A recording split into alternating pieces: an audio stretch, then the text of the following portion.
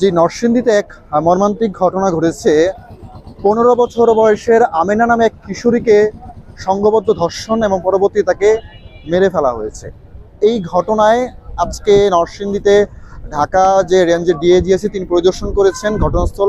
এর পাশাপাশি যদি আপনাদেরকে একটা তথ্য বলতে চাই, এই আমেনা কিন্তু আসলে গত 15 দিন আগে কিন্তু যারা তাকে মূলত গতকালকে মেরেছেন, ধর্ষণ করে মেরেছে, তারা কিন্তু 15 দিন আগে তাকে ধর্ষণ করেছে এবং এর পরবর্তীতে গ্রাম্য সালিশ, যেটা বলতে পারি স্থানীয় মেম্বারের তদারতিতে তাকে কিন্তু এটার মধ্যে বিচার সালিশের মাধ্যমে বিষয়টা ধামাচাপা দেওয়া হয়।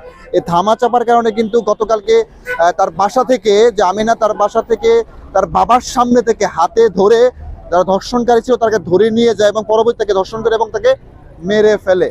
এই ঘটনায় কিন্তু এখন পর্যন্ত প্রায় 4 জনকে গ্রেপ্তার করেছে নরসিংদী মাধবদী থানার মধ্যে আমি রয়েছে। আপনার পিছনে দেখতে পাচ্ছেন যে থানায় অনেক লোকজনের অবস্থান দেখা যাচ্ছে। বিশেষ করে এই জায়গার মধ্যে অতিরিক্ত পুলিশ সুপার রয়েছে, তার সাথে কথা বলতে কি ঘটনা ঘটেছে, কজনকে গ্রেপ্তার করতে পেরেছে। ধন্যবাদ। কিছুক্ষণ আগে আমাদের ঢাকা রেঞ্জের ডিআইজি স্যার আপনারা ব্রিফিংয়ে বিস্তারিত বলেছেন। আমরা এই ঘটনায় মোট 5 জনকে এখনো পর্যন্ত আমরা গ্রেপ্তার করতে সক্ষম হয়েছি এবং অতি দ্রুততম সময়ের ভিতরে বাকি যারা এই ঘটনার সাথে জড়িত তাদেরকে আমরা আইনের আওতায় নিয়ে আসবো, আমরা এই প্রত্যাশা ব্যক্ত করছি। এবং আমাদের অভিযান অব্যাহত রয়েছে আমাদের নরসিংদীর ভিতরে এবং বাইরে।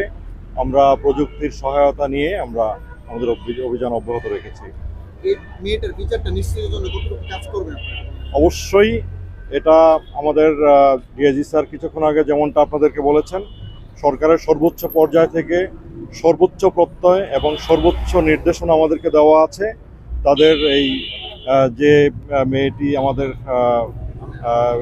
ভিকটিম, তিনি যেন ন্যায় বিচার পান, তার পরিবার যেন ন্যায় বিচার পান, এটার জন্য আমরা আমাদের তরফ থেকে যা যা করার সব ধরনের পদক্ষেপ আমরা গ্রহণ করব।